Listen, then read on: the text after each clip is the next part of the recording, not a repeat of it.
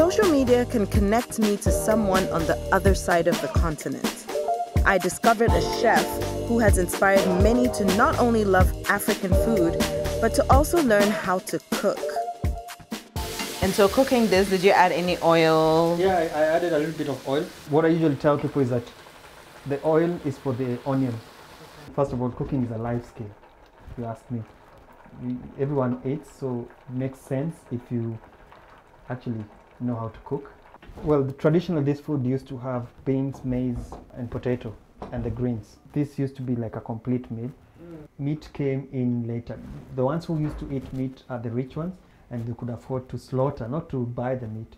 Yeah. What's the one thing I shouldn't forget from meeting you? I think food is about your preference. If you like it spicy, then go ahead and put chili and make it spicy.